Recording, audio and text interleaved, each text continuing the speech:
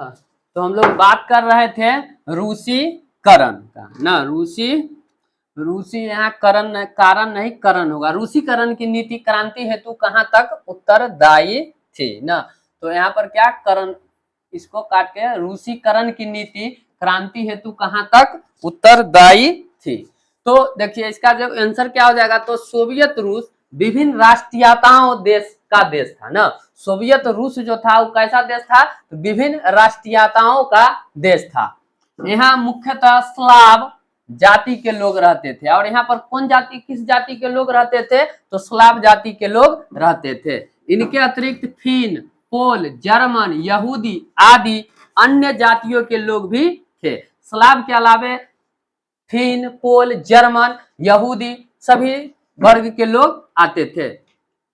वे भिन्न भिन्न भाषा बोलते थे ना, और उनका जो भाषा था वो अलग अलग था, तथा इनका रस्म रिवाज भिन्न भिन्न था। और उनका रस्म रिवाज भी क्या था, भिन्न भिन्न था। परंतु रूस के अल्पसंख्यक जार निकोलस द्वितीय द्वारा जारी की गई रूसीकरण की नीति से परेशान थे।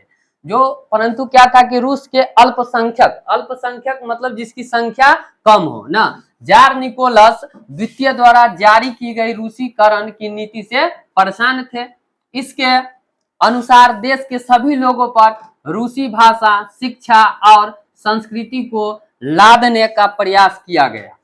इससे अल्पसंख्यकों में क्या हुई कि हलचल मच गई, और 1868 ईस्वी में इस नीति के विरोध पोलो ने विद्रोह किया, तो निर्दयता पूर्वक उसका दमन किया गया। इससे रूसी राजतंत्र के प्रति उनका क्या हुआ, आक्रोश जो है वो बढ़ता गया। प्रश्न संख्या 3 है, साम्यवाद एक नई आर्थिक एवं सामाजिक व्यवस्था थी कैसे ना। साम्यवाद जो है एक नई आर्थिक एवं सामाजिक व्यवस्था थी कैसे। तो कार्ल मार्क्स ने एक एंगल्स के साथ मिलकर ना, कार्ल मार्क्स जो है किसके साथ मिलकर, तो एंगल्स के साथ मिलकर 1848 ईस्वी में एक साम्यवादी घोषणा पत्र प्रकाशित किया ना। क्या किया कि कार्ल मार्क्स जो है एंगल के साथ मिलकर 1848 ईस्वी में एक साम्यवादी घोषणा पत्र प्रकाशित किया, जिसे आधुनिक समाजवाद का जनक कहा जाता है। जिसे क्या कहा जाता है, तो आधुनिक समाजवाद का जनक कहा जाता है। इसमें आर्थिक, सामाजिक एवं राजनीतिक विचारों को स्पष्ट रूप से व्यक्त किया गया है। तो इसमें जो समाजवाद का जनक कहा जाता है किसको, तो साम्यवादी घोषणा पत्र है ना। उसी में क्या था, तो कि आर्थिक, सामाजिक एवं राजनीतिक विचारों को स्पष्ट रूप से व्यक्त किया गया।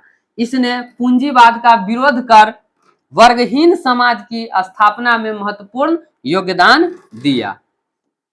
बढ़ते हैं, अगला प्रश्न जो है हमारा प्रश्न संख्या होगा 4। प्रश्न संख्या क्या है, नई आर्थिक नीति मार्क्सवादी सिद्धांतों के साथ समझौता था कैसे ना। नई आर्थिक नीति मार्क्सवादी सिद्धांतों के साथ समझौता था, लेकिन कैसे ना। तो लेनिन एक कुशल सामाजिक चिंतक एवं व्यवहारिक राजनीतिज्ञ था ना। लेनिन जो था क्या था, तो एक कुशल सामाजिक चिंतक एवं व्यवहारिक राजनीतिज्ञ था। उसने यह स्पष्ट देखा कि तत्काल प्रभाव से पूरी तरह समाजवादी व्यवस्था लागू करना या एक साथ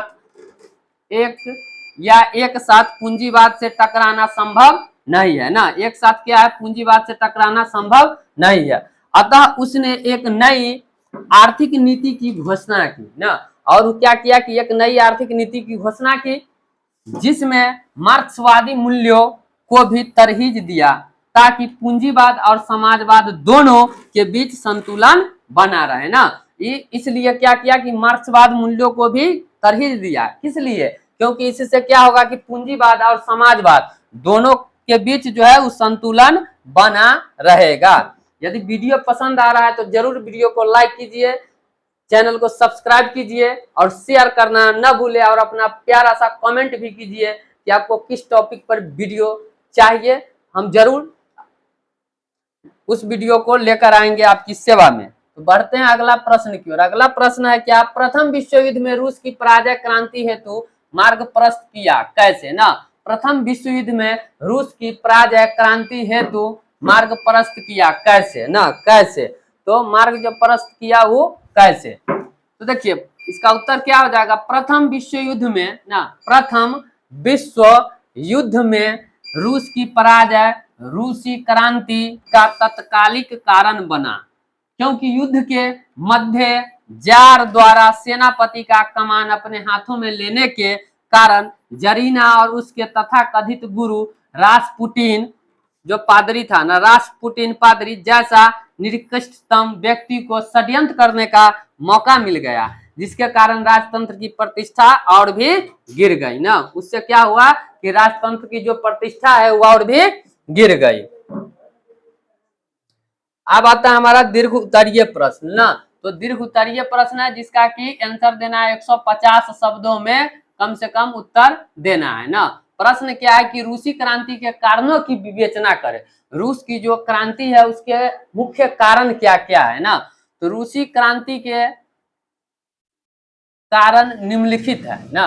पहला पॉइंट क्या है, एक नंबर पॉइंट की जार की निरंकुशता ना, जार निकोलस द्वितीय जिसके शासन काल में क्रांति हुई वह दैवीय अधिकारियों में विश्वास करता था ना, उसे आम लोगों की कोई चिंता नहीं थी, उसको किसी भी आम पब्लिक का कोई चिंता नहीं था।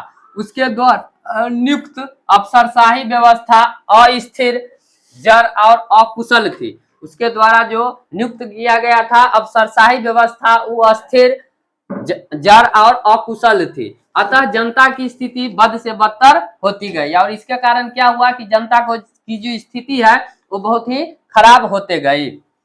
कृषकों की दयनीय स्थिति, कृषकों के पास पूंजी का अभाव था तथा वे करों के बोझ से दबे हुए थे, ऐसे में उनके पास क्रांति के सिवाय कोई चारा नहीं था। ये हमारा हो गया दूसरा पॉइंट। अब तीसरा पॉइंट की बात करें तो मजदूर की दयनीय स्थिति ना, मजदूर की क्या दयनीय स्थिति, मजदूरों को अधिक काम के बदले कम मजदूरी मिलती थी, मजदूर से काम करवाया जाता था अधिक और उसको जो मजदूरी है वो कम मिलती थी।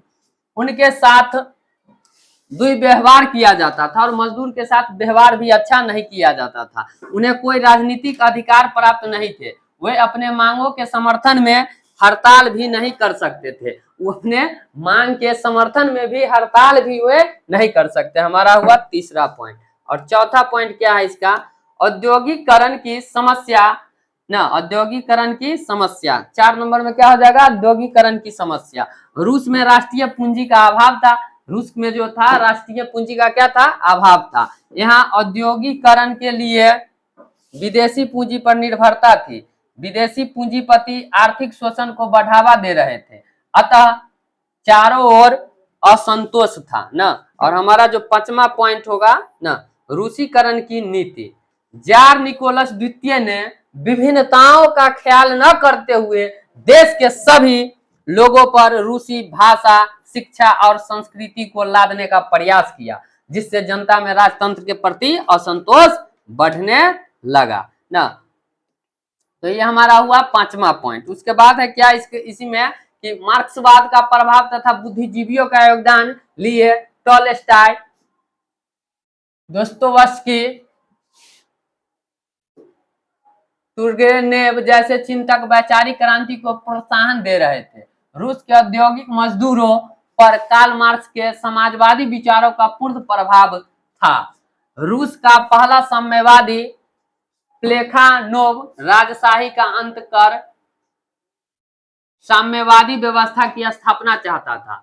उसने 1898 में रशियन सोशल डेमोक्रेटिक पार्टी की स्थापना की ना, 1898 में रशियन सोशल डेमोक्रेटिक पार्टी की स्थापना की।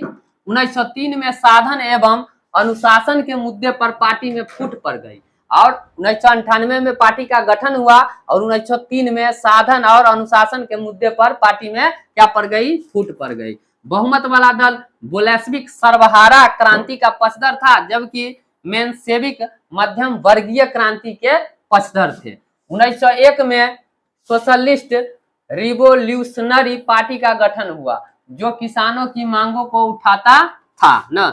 इस प्रकार मार्क्सवादी विचारधारा से प्रभावित मजदूर एवं किसानों के संगठन रूस की क्रांति का एक महान कारण साबित हुई न। प्रथम विश्व युद्ध में रूस की पराजय, रूसी सेनाओं की हार को ध्यान में रखते हुए जार ने सेना का कमान अपने हाथों में ले लिया, जिससे उनके खिलाफ षड्यंत्र की मौका मिला और राजतंत्र की प्रतिष्ठा और भी गिर गई ना। इससे क्या हुआ कि राजतंत्र की प्रतिष्ठा जो है और भी गिर गई।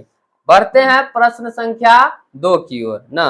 प्रश्न 2 है, नई आर्थिक नीति क्या है ना। नई आर्थिक नीति जो है वो क्या है।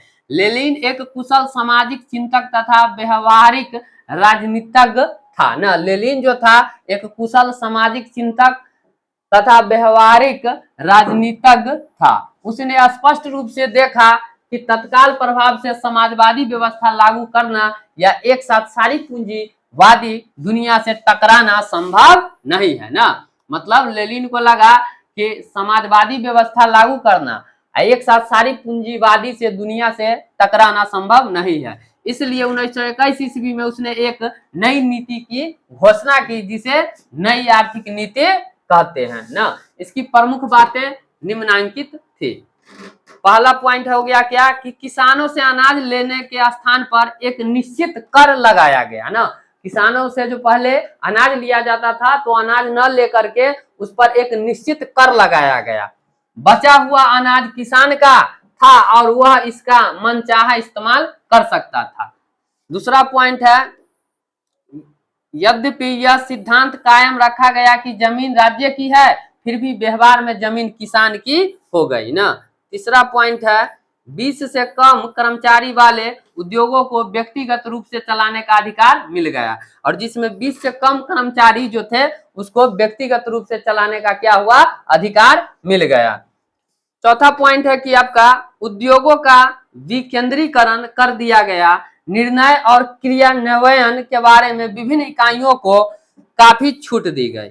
और पांचवा पॉइंट है, विदेशी पूंजी भी सीमित तौर पर आमंत्रित की गई ना। विदेशी पूंजी भी क्या है, सीमित तौर पर आमंत्रित की गई। उसके बाद है कि व्यक्तिगत संपत्ति और जीवन की बीमा भी राजकीय एजेंसी द्वारा शुरू किया गया ना। उसके बाद विभिन्न स्तरों पर बैंक खोले गए। उसके अगला पॉइंट क्या है कि ट्रेड यूनियन की अनिवार्य सदस्यता समाप्त कर दी गई ना। और क्या हुआ लास्ट में कि ट्रेड यूनियन की अनिवार्य जो सदस्यता थी उसको समाप्त कर दिया गया। प्रश्न संख्या है 3। प्रश्न क्या है तो 3। प्रश्न संख्या 3 में क्या है कि रूसी क्रांति के प्रभाव की विवेचना करें ना। रूसी क्रांति के प्रभाव की विवेचना करें तो यहां से हम पहले लिख लेंगे कि रूसी क्रांति के प्रभाव निम्न है ना। पहला पॉइंट है, इस क्रांति के पश्चात श्रमिक अथवा सर्वहारा वर्ग की सत्ता रूस में स्थापित हो गई तथा इसने अन्य क्षेत्रों में भी आंदोलन को प्रोत्साहन दिया। दूसरा पॉइंट क्या है कि रूसी क्रांति के बाद विश्व विचारधारा के स्तर पर 2 खेमों में विभाजित हो गया, साम्यवादी विश्व एवं पूंजीवादी विश्व ना। रूसी क्रांति के बाद जो क्या हुआ कि विश्व विचारधारा के स्तर पर 2 खेमों में बट गया। पहला खेमा बना साम्यवादी विश्व और दूसरा क्या बना, पूंजीवादी विश्व। इसके पश्चात यूरोप भी 2 भागों में विभाजित हो गया। इसके बाद क्या हुआ कि यूरोप भी 2 भागों में विभाजित हो गया, पूर्वी एवं पश्चिमी यूरोप ना। पूर्वी एवं पश्चिमी यूरोप। धर्म सुधार आंदोलन के पश्चात और साम्यवादी क्रांति से पहले यूरोप में ना। उसके बाद वैचारिक आधार पर इस तरह का विभाजन नहीं देखा गया था।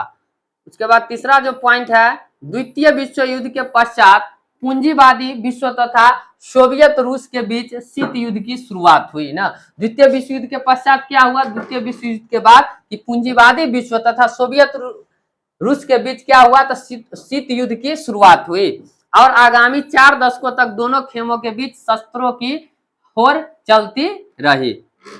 चौथा पॉइंट है, रूसी क्रांति के पश्चात आर्थिक आयोजन के रूप में एक नवीन आर्थिक मॉडल आया ना। मतलब नया मॉडल आया। आगे पूंजीवादी देशों ने भी परिवर्तित रूप में इस मॉडल को अपना लिया। इस प्रकार स्वयं पूंजीवाद के चरित्र में भी परिवर्तन आ गया। पांचवा पॉइंट क्या है, इस क्रांति की सफलता ने एशिया और अफ्रीका में उपनिवेश मुक्ति को भी प्रोत्साहन दिया ना। तो इस क्रांति की सफलता से क्या हुआ कि एशिया और अफ्रीका में उपनिवेश मुक्ति को भी प्रोत्साहन दिया, क्योंकि सोवियत रूस की साम्यवादी सरकार ने एशिया और अफ्रीका के देशों में होने वाले राष्ट्रीय आंदोलन को वैचारिक समर्थन प्रदान किया, वैचारिक समर्थन प्रदान किया। इसके बाद है प्रश्न संख्या 4। यदि आपको वीडियो पसंद आ रहे हैं, लग रहा है कि इससे आपका थोड़ा भी भला हो रहा है, तो जरूर वीडियो को लाइक कीजिए और चैनल को जरूर सब्सक्राइब कीजिएगा। पसंद नहीं आ रहा, आपके काम का चीज नहीं है, नहीं कीजिएगा, वो आपकी इच्छा। लेकिन अगर आपका काम इससे हो रहा है तो जरूर वीडियो को लाइक कीजिए, चैनल को सब्सक्राइब कीजिए। अच्छा, प्रश्न संख्या 4 है, कार्ल मार्क्स की जीवनी एवं सिद्धांतों का वर्णन करें ना। तो इसमें पूछा गया है कि कार्ल मार्क्स के जीवनी और उसके सिद्धांतों का वर्णन करना है। तो कार्ल मार्क्स का जन्म 5 मई 1818 ईस्वी को जर्मनी में राइन प्रांत के ट्रियर नगर में एक यहूदी परिवार में हुआ था ना। कार्ल मार्क्स का जो जन्म है 5 मई 1818 ईस्वी को जर्मनी में किस परिवार में, तो यहूदी परिवार में हुआ था। कार्ल मार्क्स के पिता हेनरिक मार्क्स एक प्रसिद्ध वकील थे ना, और जो ये कार्ल मार्क्स है उनके पिता का नाम था हेनरिक मार्क्स, जो एक क्या थे, वकील थे, जिन्होंने बाद में चलकर ईसाई धर्म ग्रहण कर लिया। और वो बाद में चलकर क्या कर लिए, ईसाई धर्म ग्रहण कर लिए। मार्क्स ने बोन वीवी में विधि की शिक्षा ग्रहण की, परंतु 1836 में वे बर्लिन वीवी चले आए, जहां उनके जीवन को एक नया मोड़ मिला ना। मार्क्स हीगल के विचारों से प्रभावित थे। मार्क्स जो थे वो किसके विचारों से, तो हीगल के विचारों से प्रभावित थे। 1843 में उन्होंने बचपन की मित्र जेनी से विवाह किया ना। 1843 में क्या हुआ कि उन्होंने बचपन की मित्र जेनी से विवाह किया। उन्होंने राजनीतिक एवं सामाजिक इतिहास पर मॉन्टेस्क्यू तथा रूसो के विचारों का गहन अध्ययन किया। कार्ल मार्क्स की मुलाकात पेरिस में 1844 ईस्वी में फ्रेडरिक एंगल्स से हुई, जिसने जीवन भर उनकी गहरी मित्रता बनी रही ना। जिनसे क्या हुआ कि जीवन भर 1844 में कौन मिला, तो फ्रेडरिक एंगल्स ना से हुई, जिनसे जीवन भर उनकी गहरी मित्रता बनी रही। एंगल्स के विचारों एवं रचनाओं से प्रभावित होकर मार्क्स ने भी श्रमिक के कष्टों एवं उनकी कार्य की दशाओं पर गहन विचार करना आरंभ कर दिया। मार्क्स ने एंगल्स के साथ मिलकर 1944 ईस्वी में एक साम्यवादी घोषणा पत्र प्रकाशित किया, जिसे आधुनिक समाजवाद का जनक कहा जाता है ना। क्या कहा जाता है, आधुनिक समाजवाद का जनक कहा जाता है। उपर्युक्त घोषणा पत्र में मार्क्स ने अपने आर्थिक, सामाजिक और राजनीतिक विचारों को स्पष्ट रूप से व्यक्त किया है। मार्क्स विश्व के उन गिने चुने चिंतकों में एक है जिन्होंने इतिहास की धारा को व्यापक रूप से प्रभावित किया है ना। तो मार्क्स जो है उन व्यक्तियों में से है जिन्होंने इतिहास की धारा को व्यापक रूप से प्रभावित किया है। मार्क्स 1867 ईस्वी में दास कैपिटल नामक पुस्तक की रचना की ना। तो दास कैपिटल जो पुस्तक है उसकी रचना कार्ल मार्क्स ने 1867 ईस्वी में किया। समाजवादियों की बाइबिल कहा जाता है ना, जिसे जो दास कैपिटल है जिसे समाजवादियों के क्या, तो बाइबिल कहा जाता है ना। दास कैपिटल को किस नाम से भी जानते हैं, तो समाजवादियों की बाइबिल भी कहा जाता है। मार्क्स ने कुछ सिद्धांत दिए जो निम्नलिखित है। पहला नंबर उनका सिद्धांत है द्वंद्वात्मक भौतिकवाद का सिद्धांत। दूसरा है वर्ग संघर्ष का सिद्धांत ना। तीसरा है इतिहास की भौतिकवादी व्याख्या। चौथा क्या है, मूल्य एवं अतिरिक्त मूल्य का सिद्धांत। पांचवा है राज्यहीन व वर्गहीन समाज की स्थापना। और पांचवा पॉइंट क्या है, तो राज्यहीन और वर्गहीन समाज की स्थापना।